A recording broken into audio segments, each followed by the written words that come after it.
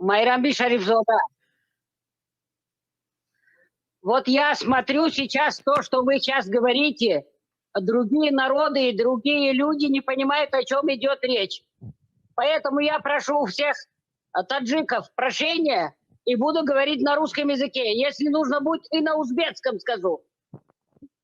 Дело в том, что все, что сейчас делает этот проклятый убийца, людоед, этот проклятый людьми и Богом, самозахвативший за 30 лет Таджикистан, Эмомали Шарипович Рахмонов, он уже территорию, начиная от Мургаба до Рушана, продал.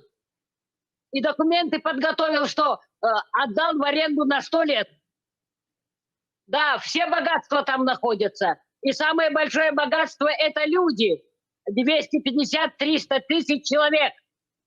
Поэтому я, как раньше и сейчас, обращаюсь ко всему мировому сообществу. Особенно к тем людям, которые пережили массовый геноцид в мире. Даже к нашим евреям, которых защищал СССР во время Великой Отечественной войны.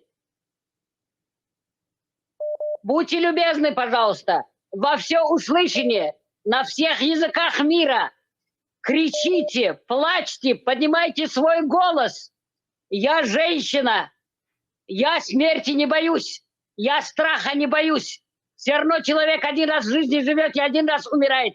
Так он должен прожить эту жизнь достойно и умереть достойно. Сейчас еще раз повторяю, что все, что делает государство Таджикистана, хочет убрать слово Мухтор, то есть автономия Бадахшана. Вот все его беда заключается в этом. Поэтому мы сейчас на всех языках мира должны стать на защиту 250-300 тысяч человек. Население горного Бадахшана, у них уже сколько месяцев нету интернета. Они не могут связываться со всем внешним миром. Их угнетают, их запугивают, их заставляют подписывать поддельные, фальшивые, сфабрикованные разного рода.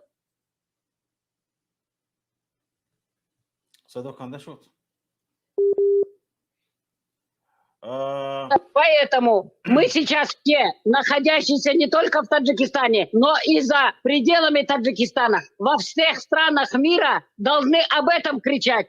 Мы едины с народом горного Бадахшана. Мы не хотим, чтобы ни один человек из них пострадал. И особенно, вот сказали, что якобы там находятся люди, так в скобке сказать, других национальностей. Вы посмотрите, на каком языке эти члены группы террористических, которые туда завел сам Эмомали Шарипович Рахмонов со своей семьей, разговаривают. На каких языках они разговаривают, и все вы узнаете, с каких они стран. Это частные военные компании, которые обслуживают семью Эмомали Шариповича Рахмонова, со всей его коррумпированной, со всем его преступной семьей.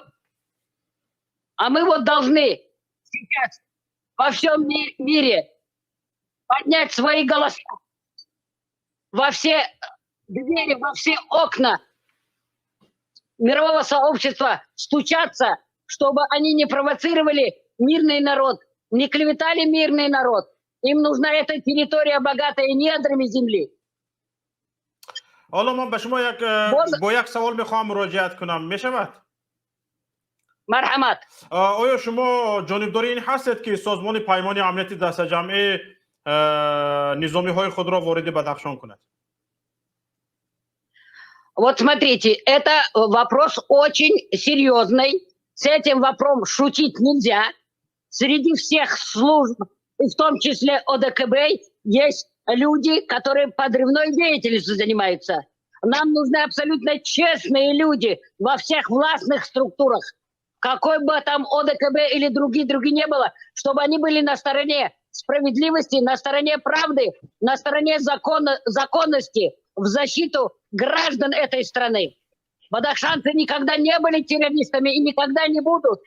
Любой человек, который хочет сказать правду в защиту этого самого ублюдка, этого недочеловека, Эмомали Шариповича Рахмонова, чтобы он исправился, его сразу считают террористом, его считают экстремистом. Поэтому мы сейчас должны воедино, все жители Таджикистана, все 10 миллионов мы должны кричать: я бадахшанец, я памирец, я не дам возможности, чтобы плакала памирская мать по убитым своим детям. Я не позволю, чтобы в спину стреляли жителям Бадахшана. تشکر به شما. سلامت باشید. Я еще не выхожу из канала, до конца буду с вами. Будут какие-то вопросы, пожалуйста, можете задавать. И еще мое обращение ко всем людям на свете, на всех языках мира. Пожалуйста, угроза исчезновения 250-300 тысяч человек. Только за то, что они на этой земле родились, тысячелетиями жили, то, что у них очень богатые недры земли на миллиарды долларов. И то, что этот мразь, этот людоед, этот фашист поехал для чего в Китай? Откуда эти там чужие, как говорится, не похожие на местных жителей военные? Вот как раз-таки вот эти члены частных военных компаний этой семьи. С этим надо разобраться, чтобы они не начали провокацию против мирного народа.